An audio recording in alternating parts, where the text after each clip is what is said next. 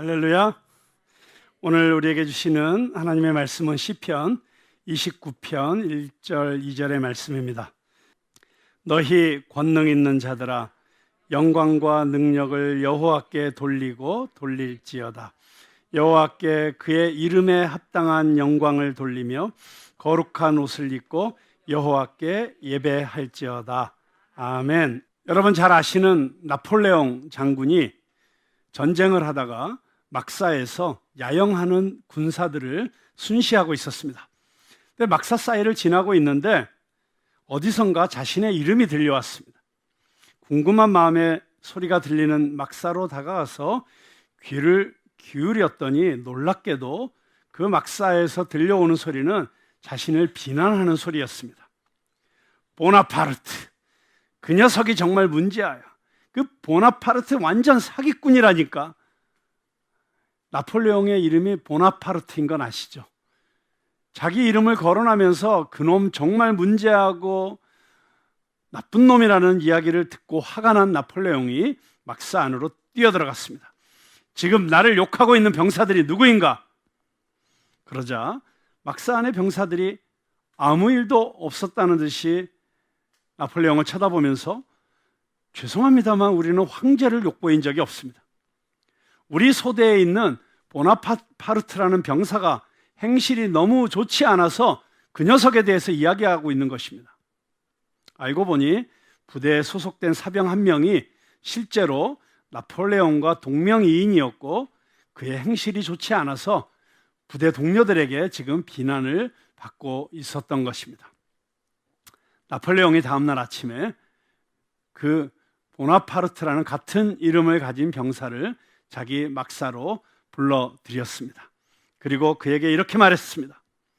자, 이것은 나의 명령이다. 너의 이름을 바꾸든지 너의 행동을 바꾸든지 둘 중에 하나를 하여라. 너의 이름을 바꾸든지 너의 행동을 바꾸든지. 저는 다윗의 이 가장 오래된 시편에서 이런 단호한 명령의 소리가 들려오는 것 같습니다. 그리스도인이라는 이름을 내려놓든지 그리스도인답게 살든지 둘 중에 하나를 선택하여라. 우리가 그리스도인으로서 그리스도인답게 살 때 여호와의 이름에 합당한 영광을 올려드리게 되는 것인 줄로 믿으시기 바랍니다. 마태복음 5장 13절부터 16절에 예수님께서 친히 제자들에게 이렇게 가르치셨습니다. 너희는 세상의 소금이니 소금이 만일 그 맛을 잃으면 무엇으로 짜게 하리요? 후에는 아무 쓸데없어 다만 밖에 버려져 사람에게 밟힐 뿐이니라. 너희는 세상의 빛이라. 산 위에 있는 동네가 숨겨지지 못할 것이요 사람이 등불을 켜서 말 아래 두지 아니하고 등경 위에 두나니 이러므로 집안 모든 사람에게 비치느니라. 이같이 너희 빛이 사람 앞에 비치게 하여 그들로 너희 착한 행실을 보고 하늘에 계신 너희 아버지께 영광을 돌리게 하라. 우리가 이 세상 속에서 빛이 되고 소금이 될 때 어떻게 빛과 소금이 될 수 있습니까?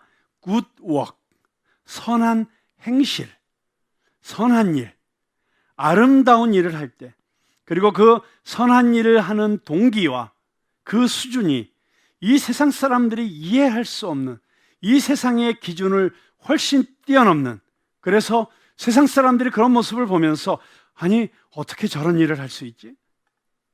도대체 왜 이렇게까지 하는 걸까? 저 사람은 도대체 왜 이렇게까지 손해를 보는 거지? 이렇게 손해를 보면서까지 양보하지? 왜 저렇게 억울한 일을 당하면서도 복수하지 않지? 아니 오히려 선대하지? 이런 놀라움. 저런 상황 속에서도 어떻게 저렇게 늘 웃을 수 있지? 그러다가 나중에 교회 다닌대, 크리스천이래, 하나님 믿는 사람이래. 아, 그러면 그렇지. 역시 크리스천들은 달라. 이런 말들이 세상 사람들의 입에서 터져 나올 때 저는 하나님께 영광을 받으시는 것이라고 믿습니다. 그리고 예수님께서 친히 산상수훈에서 그렇게 가르치셨습니다. 사람들이 너희의 뭘 보고요? 착한 행실을 보고 하나님께 영광을 올려드리게 하라. 제가 어렸을 때 저희 아버님께서 저에게 늘 효도란 이런 것이다 라고 가르치신 말씀이 있어요. 신체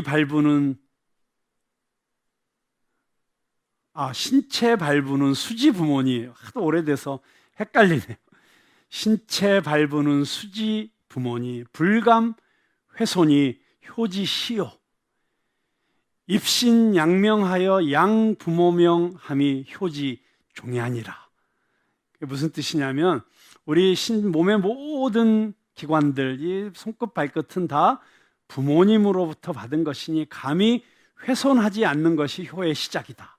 그러니까 여러분, 자기 몸을 소중하게 잘 가꾸는 것이 효의 시작입니다. 그런데 효의 마침은 무엇이냐? 입신양명하여, 그러니까 세상에서 출세하고 성공해서 이름을 드높여서 양부모명, 와, 누구 자식인데 저렇게 잘 됐어? 누구 자식인데 저렇게 잘났어? 라고 하는 말들이 나와서 그 부모가 누구래? 라고 부모의 이름이 거론되게 하는 것이 효의 끝이다. 이런 공자님 말씀이었습니다. 근데 우리가 하나님의 자녀로서 하나님께 효도하는 것은 우리의 행실을 보고 사람들이 도대체 어떻게 저런 사람이 있을 수 있어? 하나님 자식이래 라고 하는 말이 터져 나올 때 하나님께 영광을 돌리는 것이다 하는 것이라고 그렇게 우리가 적용해 볼 수 있겠습니다. 그렇습니다. 우리가 예수 이름을 걸고 교회 이름을 적어서 뭘 나눠주고 굳이 베풀지 않더라도 우리가 이 세상 속에서 살면서 정말 세상 사람들이 감히 생각도 못하는 그런 일들을 하고 그런 세상을 아름답게 변화시키고 사람들을 섬기는 일을 할 때, 그런데 그 일을 한 사람이 크리스찬이래 하는 것처럼 강력한 전도는 없고 하나님의 이름을 높여드리는 일은 없다고 생각을 합니다. 제가 TV 프로그램을 보다가 엄청 은혜를 받았어요. 유퀴즈 온 더 블락이라고 유재석이 나오는 퀴즈 프로그램인데요. 진짜 은혜가 되더라고요. 지난주에 나온 프로그램이 TV에 나오는 유명한 예능 프로그램들, 또 TV 프로그램, 또 유튜브 프로그램 중에 요즘 화제가 되는 프로그램을 제작하는 영상 감독들을 초대해가지고 이제 그 사람들 이야기를 들으면서 또 퀴즈 문제를 푸는 거였어요. 그래서 걸어서 세상 속으로 도대체 그 프로그램이 어떻게 그렇게 만들어지는지도 이제 처음으로 자세히 알게 되었고요. 근데 가장 제가 감동을 받았던 영상 감독은 윤성원이라는 아주 젊은 천재 영상 감독인데, 그 감독이 만든 영상이 지금까지 누적 조회수가 4억 뷰더라고요. 4억. 그러니까 어마어마한 사람들이 본 거죠. 근데 그게 보니까 내용이 너무 단순해요. 다짜고짜라는 프로그램인데요. 그냥 다짜고짜, 예를 들어 미국 아이하고 한국 아이가 서로 한국어를 서로 못하는데 다짜고짜 만나게 한 거예요. 그래서 그 둘이 서로 알아가는 프로그램이에요. 서로 처음 만났을 때 무슨 말 처음 묻지? 그리고 어떻게 반응하지? 소통이 안 되는데 어떻게 서로 사귀어가지? 이런 걸 그냥 찍은 거고요. 그 외에도 참 재미있는 그 상황들을 많이 영상으로 찍어 놓았더라고요. 그런데 그게 단순히 호기심을 자극하는 그런 게 아니고 특별한 의미가 있어요. 이 TV 이름이 오디지라는 프로그램인데, 이 오디지라는 말이 어디지의 어린아이식 발음이에요. 오디지? 여기 어디지? 그런데 왜 그런 프로그램을 만들게 됐는가? 동기를 물었더니 사람들이 나이가 들면서 자주 묻는 질문이, 나는 누구지? 여기가 어디지? 내가 여기 왜 있는 거지? 이런 질문을 자꾸 하게 된다는 거예요. 그런데 그런 질문을 할 때 내가 어렸을 때 그 시선으로 나를 바라보면 조금 그 마음의 위로가 되지 않을까, 또는 그 마음에 어떤 영감이 생기지 않을까? 그냥 그런 생각으로, 그런 발상으로 만든 프로그램들이라는 거예요. 그런데 너무너무 그 프로그램들이 마음에 찡하게 와닿고 막 순간순간 울컥울컥 하더라고요. 그 중에 제일 감동적이었던 프로그램이 그 입양한 아이를 키우는 부모의 이야기를 다룬 프로그램이었어요. 그런데 어떤 거였냐면, 그 입양한 아이하고 엄마가 둘이서 그 시점에서부터 입양을 했던 그때까지, 과거의 시점까지 사진을 역순으로 같이 보는 거예요. 그래서 너랑 나랑 이런 사진 찍었지, 우리 디즈니랜드 갔었지 하면서 쭉 보다 보니까 그 아이는 기억조차 할 수 없는 아주 어린 시절, 처음 대리모가 이 아이를 데리고 왔었던 그 시점까지를 쭉 보는 거예요. 참 특별한 감동이 있더라고요. 근데 왜 이런 걸 찍게 됐어요? 하고 물었더니, 그때 한참 그 입양한 아이들 학대하는 막 이런 일들이 사회적 이슈가 되었을 때, 그냥 세상 사람들에게 이 영상을 보고 나면, 저 두 사람의 관계는 도무지 가족이 아니라고는 절대 얘기할 수 없겠구나 라는 생각이 들게 만드는 그런 영상을 만들고 싶었다는 거예요. 이걸 보면 입양한 아이도 가족이구나 라고 하는 거 그냥 저절로 그냥 가슴에 쿵 하고 느끼게 만드는 그런 영상을 만들고 싶었다. 그러니까 이 감독이 만드는 모든 영상들이 다 좀 그런 거예요. 뭔가 사람들에게 어떤 의미 있는 메시지를 던지는데, 그게 사람들의 마음을 좀 더 따뜻하게 하고 사람들을 새로운 시각으로 보게 하고 더 사랑하게 만들고 소중한 사람들도 소중하게 여기게 만드는 그런 의도를 담고 있는 영상들인 거예요. 그러니까 이 영상을 보다가 그 조셉이라는 친구하고 유재석하고 둘이서 동시에 탄성처럼 내뱉은 말이 있어요. 아니 도대체 누구세요? 감독에게 묻는 거예요. 도대체 어떤 분이세요? 뭐 하시는 분이길래 이런 영상을 만드세요? 그런 탄성이 저절로 터져 나왔어요. 근데 이분이 글쎄요 하고 이제 자기 자신이 어떤 사람인지를 밝히기를 조금 주저하는 순간적인 장면이 있었어요. 그때 제 이 직업적 본능상 순간적으로 제 마음속에 떠올랐던 생각은, 목사인가? 아니면 신학교 졸업하고 영상으로 갔나? 제가 저 크리스찬이라서요. 이런 이야기가 그 대목에서 딱 나와주면 야 이건 완전 대박인데 이런 생각이 딱 든 거예요. 근데 안타깝게도 그러진 않았어요. 그냥요 제가 대학교 때 그냥 알바를 해야 돼 갖고요. 그냥 어떻게 그때 외국 사람들이 한국 음식 먹고 그 리액션 하는 장면이 한참 인기 있던 때라, 그냥 한국 사람이 외국 음식 처음 먹을 때 리액션이 어떤지 한번 찍어볼까 하고 찍었는데 뜻밖의 그게 대박이 나가지고, 그래서 그때부터 그냥 영상 감독을 하게 됐어요. 뜻밖의 동기는 너무 단순했어요. 그렇지만 그 순간에 제가 순간적으로 기대를 했던 그 느낌, 와 저런 아름다운 영상을 찍은 사람이 크리스찬이었으면 참 좋겠다.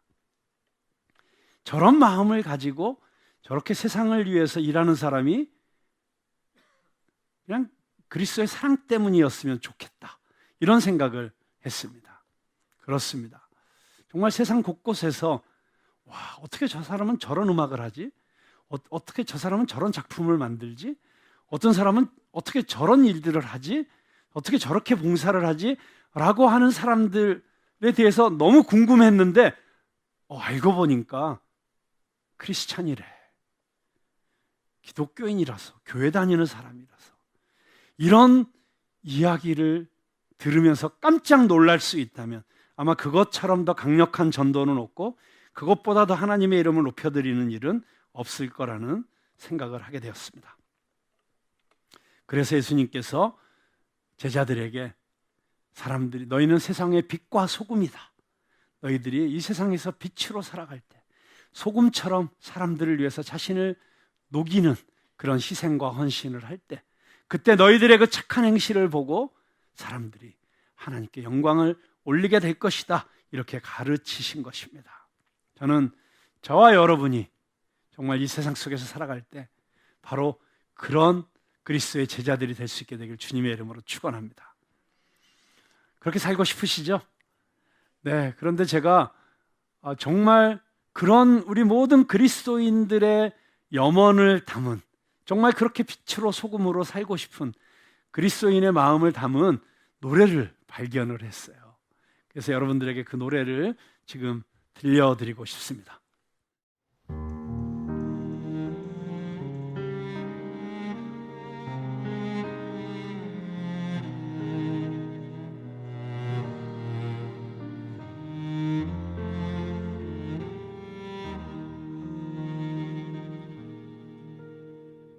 낮은 해처럼 밤엔 달처럼 그렇게 살 순 없을까? 욕심도 없이 어두운 세상 비추어 온전히 남을 위해 살듯이 나의 일생에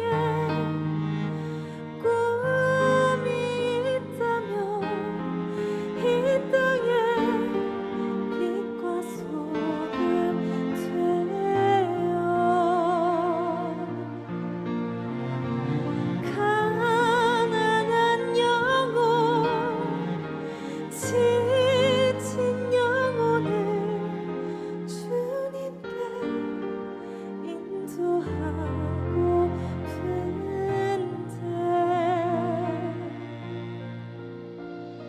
나의 욕심이 나의 못난 자가 언제나 커다란 짐 되어 나를 짓눌러 마음을 굳게 하니 예수여 나를 도와주소서.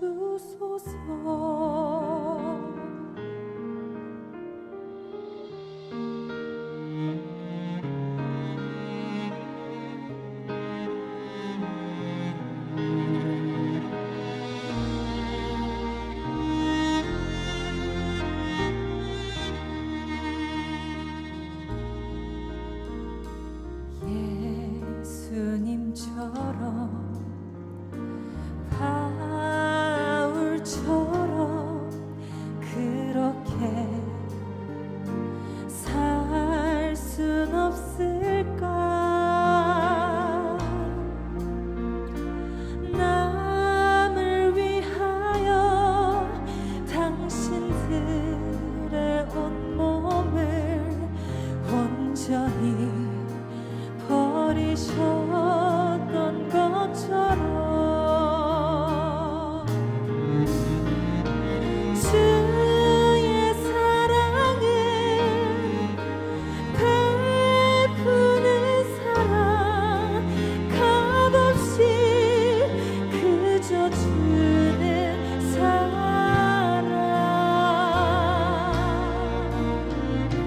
그러나 나는 주는 것보다 받는 것 더욱 좋아하니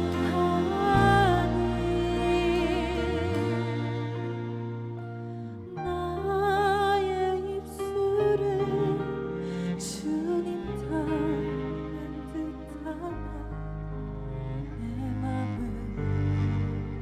아직도 추하여 받을 사랑만 계수하고 있으니 예수여 나를 도와주소서.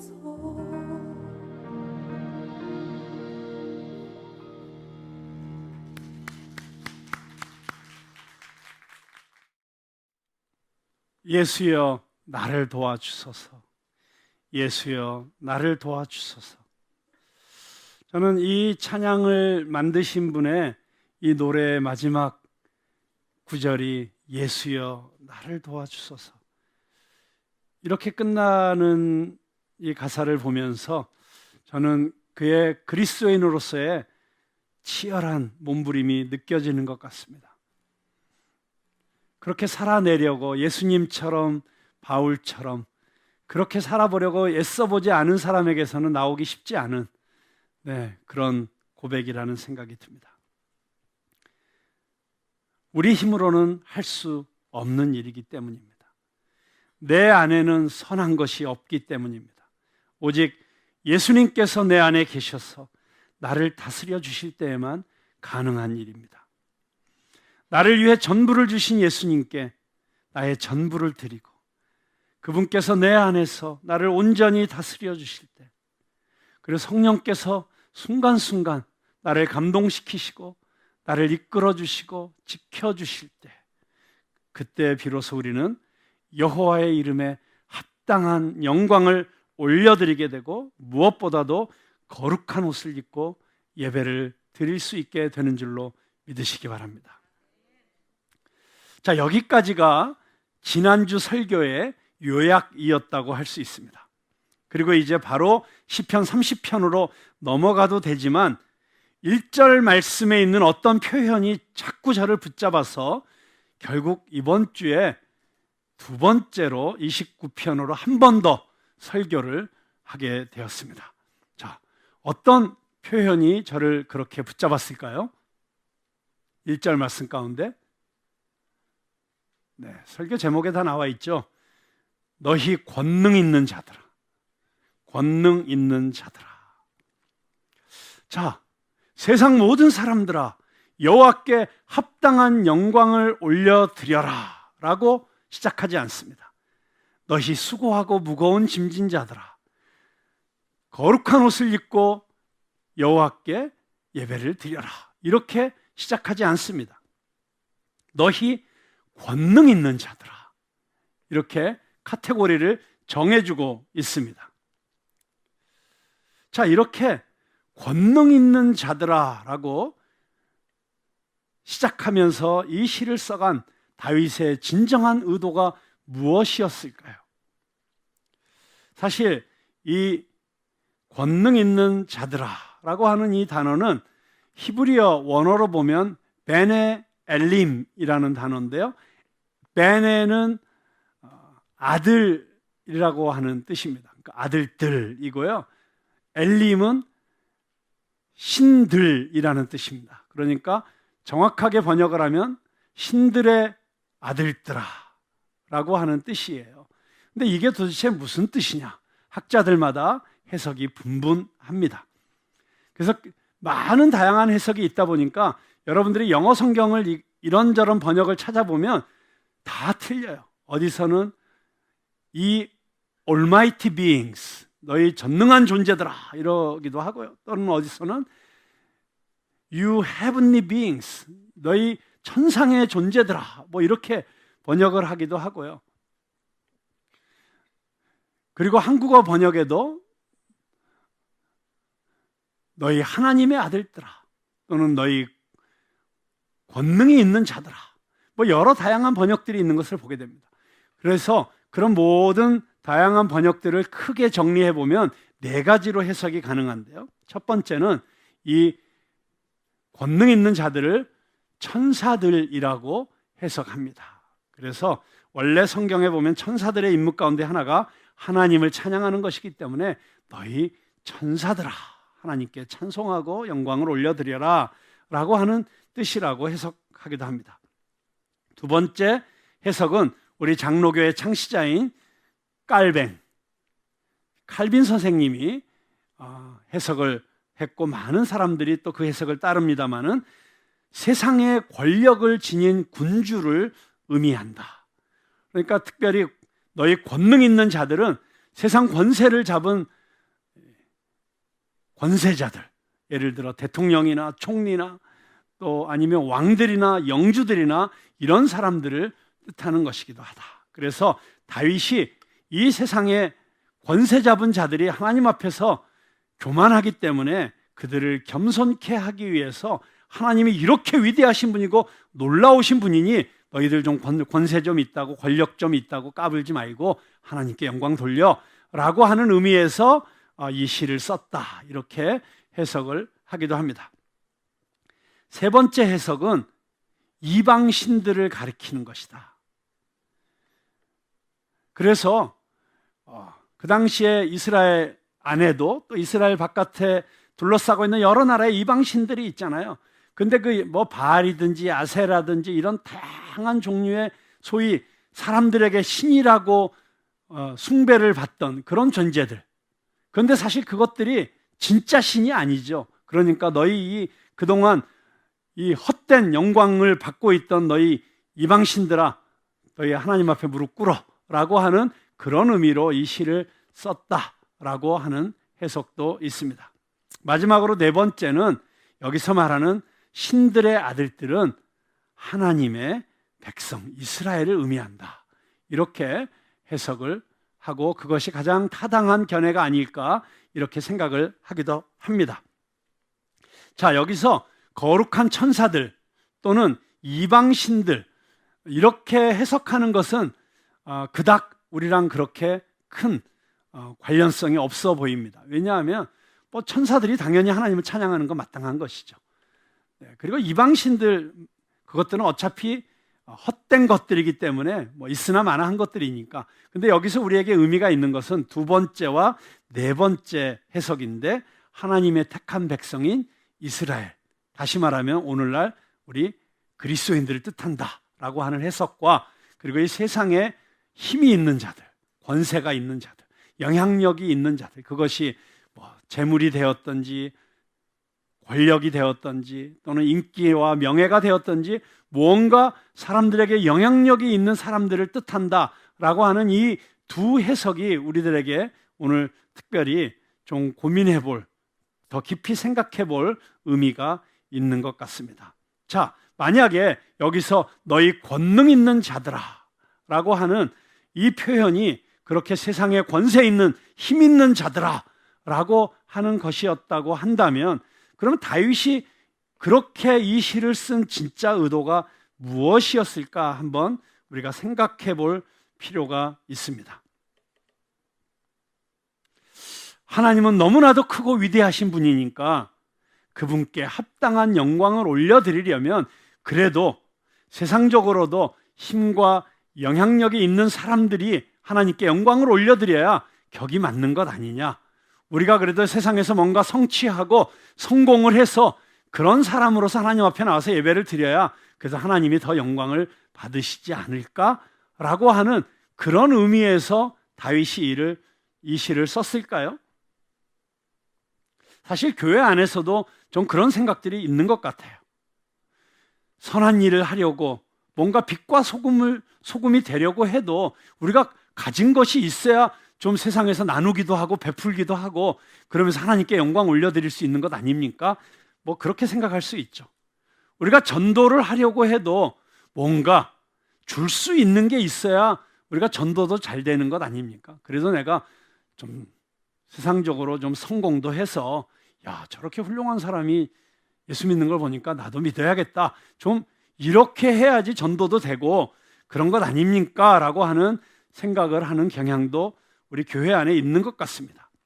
그런 방향으로 생각하는 사람들의 생각의 끝에 가보면 우리는 소위 고지론이라고 하는 그런 주장을 만나게 됩니다.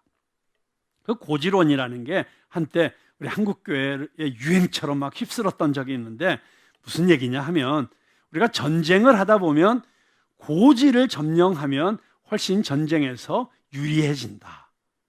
그런 것처럼 크리스찬들이 이 세상의 고지들을 점령하면 전도하기도 쉽고 하나님의 나라를 이 땅에 이룰 가능성이 높아진다. 그러니까 우리 그리스도인들이 실력을 가져야 된다. 탁월해져야 된다. 그리고 세상의 높은 곳에 올라가야 된다라고 하는 그런 도전을 할 때 주로 하는 이야기였습니다. 사실 일리가 있어 보이기도 합니다. 왜냐하면 아무래도 예를 들어 군대로 치자면 소대장보다는 연대장보다는 사단장이, 그리고 꼴찌하는 사람보다는 1등이, 차라리 참모총장이 크리스찬이면 뭔가 하나님의 이름이 더 높여지는 것 같고, 그리고 군대 내에서 전도하기도 쉬워지고 하나님의 일도 더 효과적으로 할 수 있지 않을까라고 하는 생각에 일리가 있어 보이기도 합니다. 회사에서도 마찬가지죠. 기왕이면 부장님이, 또 상무님이, 전무님이, 아니 사장님이, 회장님이 크리스찬이면 그래도 그 회사에 다니는 직원들은 예수님을 더 쉽게 좀 받아들이도록 마음이 잘 열리지 않을까, 이런 생각할 수 있고요.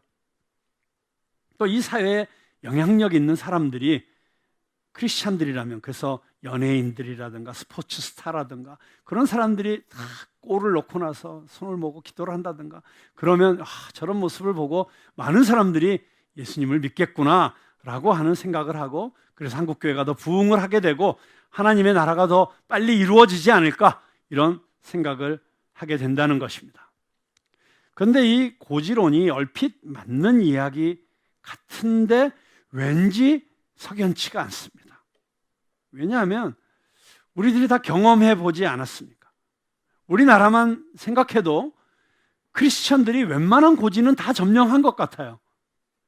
이 사회에 영향력 있는 포지션마다 크리스찬들이 없는 데가 없어요. 한때는 보니까 제가 깜짝 놀란 적이 있어요. 동시에 대법원장, 국회의장, 국무총리가 다 집사님, 장로님들이더라고요. 심지어는 장로님들이 대통령이 되신 적이 여러 번 있지 않습니까? 제일 높은 고지를 다 점령한 거잖아요. 회사들도 우리 크리스찬들이 오너인 그런 회사들도 많이 있습니다. 기업인들 가운데 얼마나 많은 기업인들이 크리스찬들입니까? 오히려 이제 대한민국에서 기독교인들은 더 이상 핍박을 받거나 손해를 보는 마이너리티가 아닌 것 같아요. 오히려 주류 기득권에 더 가깝다고 할 수 있습니다. 자, 그런데 우리 그리스도인들이 그렇게 대통령도 되고 국무총리도 되고 회사의 사장님도 되고 유명한 연예인들도 되고, 특히 문화예술계에는 워낙 크리스찬들이 명성을 높이고 있지 않습니까? 자, 그렇게 돼서 정말 하나님의 이름이 높임을 받고 그에 합당한 영광이 하나님께 올려졌습니까? 아니, 그리스도인 개개인은 말할 것도 없고요. 보면 이제 이 대한민국 사회 안에서 교회가 가진 힘과 영향력도 엄청나게 커진 것 같습니다. 특별히 한국 사회 안에서 대형교회가 갖는 힘은 엄청난 것 같습니다. 대형교회 목사님의 권능은 어떻게 보면 장관이나 재벌기업 총수의 영향력을 넘어서는 그런 힘이 있는 것 같습니다. 자, 그렇게 교회들이 많은 사람들이 모이고 돈이 모여서 힘이 많아져서 한국 사회 안에서 하나님의 이름이 합당한 영광을 받으시고 우리 기독교의 이미지가 훨씬 더 좋아졌습니까?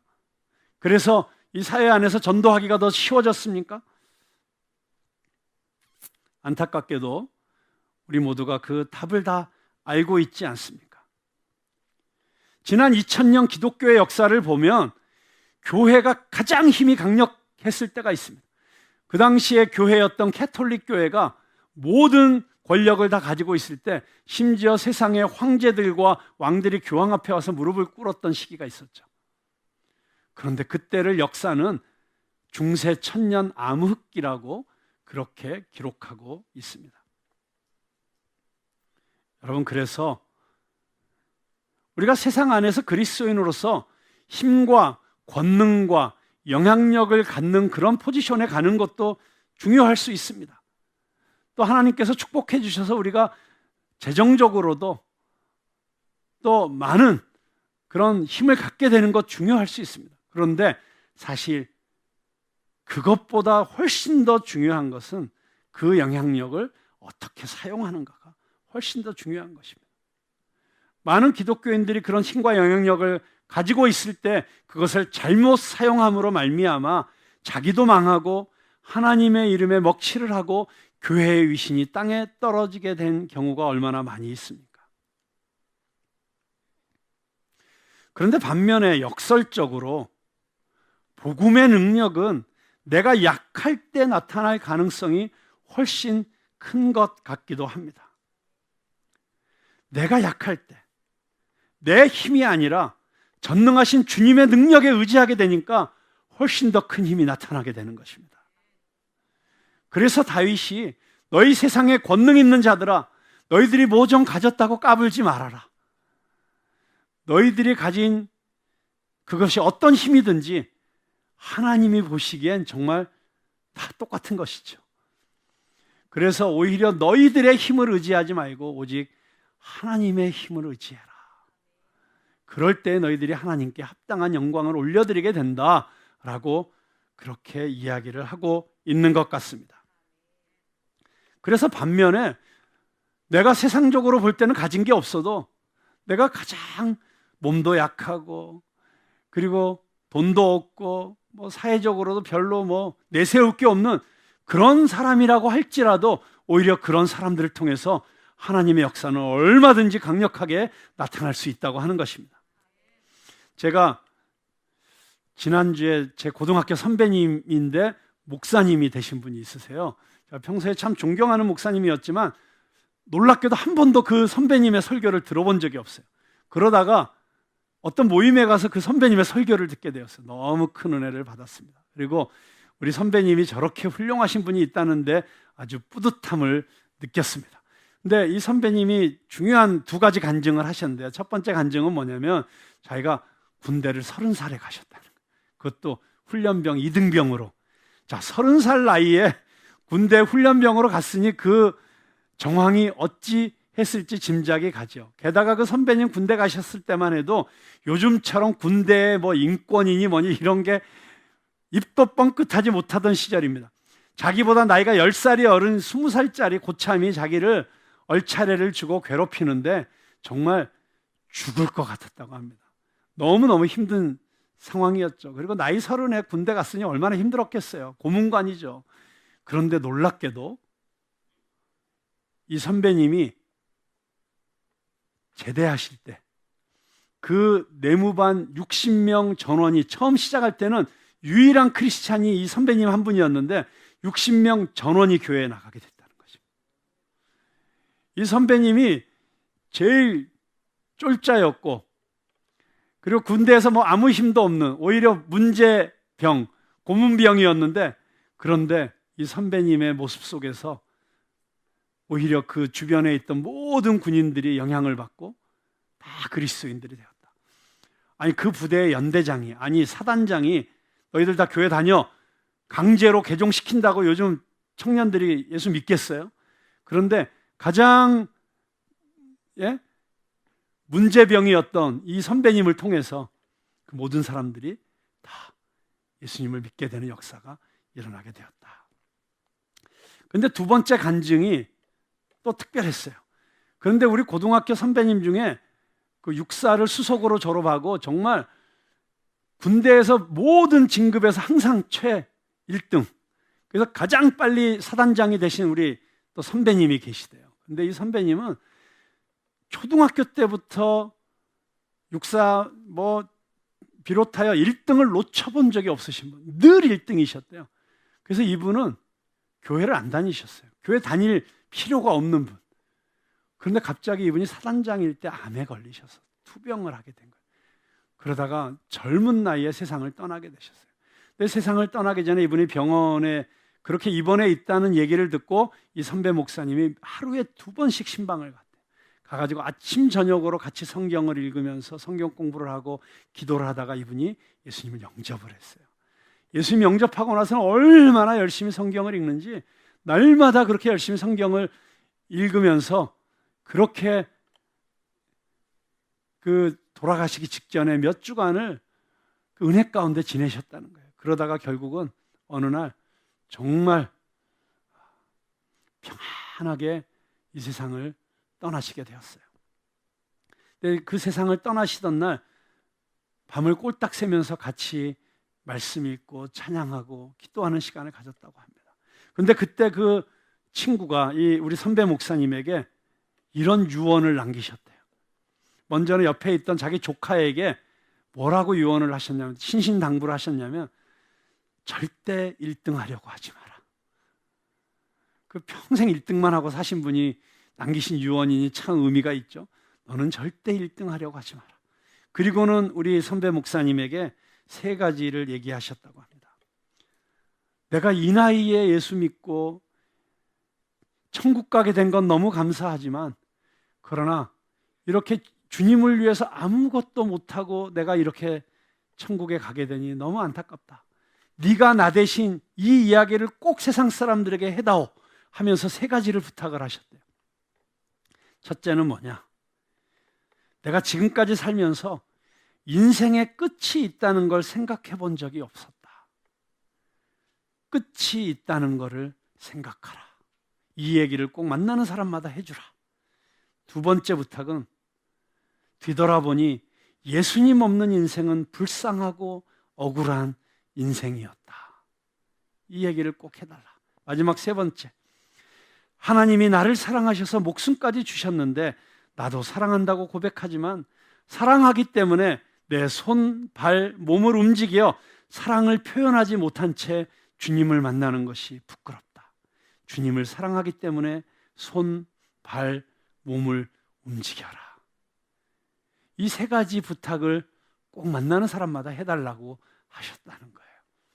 그래서 제가 그 얘기를 듣고 보니까 우리 선배님이 돌아가시기 전에 하신 말씀인데 나도 꼭 얘기해 줘야겠다. 그래서 오늘 우리 성도들에게 먼저 얘기를 해드리는 겁니다. 이 3가지 꼭 기억하시기 바랍니다. 자, 그렇습니다. 사랑하는 우리 푸른나무교회 성도 여러분, 우리 푸른나무교회 성도님들은 세상적인 눈으로 봐도 참 많은 권능을 가지신 분들이세요. 너희 권능 있는 자들아 라고 다윗이 초청했을 때 네 하고 다 일어서야 되실 분들이 여기 좀 앉아 계신 것 같아요. 그게 재물이 되었던, 사회적인 지위가 되었던, 또는 재능이 되었던, 미모가 되었던, 건강이 되었던, 그런데 주님께서 여러분에게 만약 그런 권능을 주셨다면, 그런 영향력을 주셨다면 그 권능을 나의 욕심, 나의 자아를 추구하는 데 쓰지 마시고 하나님의 나라와 하나님의 영광을 위해서 쓰실 수 있게 되기를 주님의 이름으로 축원합니다. 그런데 혹시 내가 건강도 없고 물질도 없고 내세울 것 하나도 없어도 오히려 주님의 능력만 의지할 수 있다면 오히려 그것이 여러분들의 삶 가운데 더 하나님의 이름이 영광 받으시는 일이 될 줄로 믿습니다. 그래서 여러분이 뭐가 있으면 있는 대로, 없으면 없는 대로 중요하지 않습니다. 중요한 것은 여러분들이 주님께 내 전부를 드리는 것입니다. 내 삶의 주권을 드리는 것입니다. 주님, 나는 주님의 것입니다. 내 재물도, 내 영향력도, 나의 소셜 네트워크도, 하나님이 나에게 주신 전문적인 지식도, 이 모든 것이 다 주님께서 나에게 주신 것이니 이것은 주님의 것입니다. 올려드릴 수 있기를 바랍니다. 그러면 주님께서 여러분을 쓰실 것이고 능력을 주실 것입니다. 그리고 우리는 오직 주님의 능력만 의지하여 은과 금은 내게 없거니와 내게 있는 것으로 내게 주노니 곧 나사렛 예수의 이름으로 일어나 걸으라 담대하게 선포했던 베드로와 요한처럼 우리도 우리에게 있는 가장 큰 권능, 가장 큰 능력, 예수 이름의 능력, 부활의 능력, 성령의 능력으로 여호와의 이름에 합당한 영광을 올려드리는 저와 여러분 다 될 수 있기를 주님의 이름으로 축원합니다. 저는 오늘 말씀을 마치면서 여러분들과 함께 찬송을 한 곡 같이 부르고 싶습니다. 우리가 너무나 잘 알고 있는 찬송가입니다. 나 주의 도움 받고자 주 예수님께 빕니다. 그 구원 허락하시사 날 받아주소서. 이 찬송가의 후렴에 보면 내 모습 이대로 주 받아주소서. 날 위해 돌아가신 주 날 받아주소서. 여러분, 내 모습을 내가 어떤 시각으로 보느냐에 따라서 아마 많은 해석이 가능할 거예요. 어린아이의 시각으로 바라보는 다짜고짜처럼 그렇게 내가 누구지? 내가 지금 여기서 뭘 하고 있지? 내가 지금 뭘 가지고 있지? 난 지금 무엇을 할 수 있지? 라고 바라보면 어떤 사람들은 와, 주님께서 나에게 이렇게 많은 걸 허락하셨네 라고 생각할 수도 있을 것이고, 또 어떤 사람은 내가 할 수 있는 게 너무 없구나 라는 생각이 드실 수도 있을 것입니다.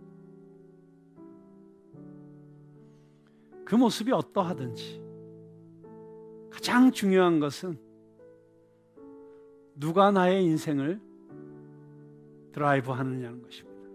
누가 내 인생의 주도권을 가지고 이끌고 가고 있느냐는 것입니다. 우리는 주님 앞에, 주님, 저 여기 있습니다. 주님, 저를 도와주십시오. 저는 주님의 뜻대로 살고 싶습니다. 하나님의 영광을 위해서 살고 싶습니다. 여호와의 이름에 합당한 영광을 올려드리는 하나님의 아들과 딸이 되고 싶습니다. 근데 제 힘으로는 할 수 없습니다. 주님, 저를 도와주십시오. 그렇게 주님께 간구하는 마음으로 이 찬송을 함께 부르도록 하겠습니다.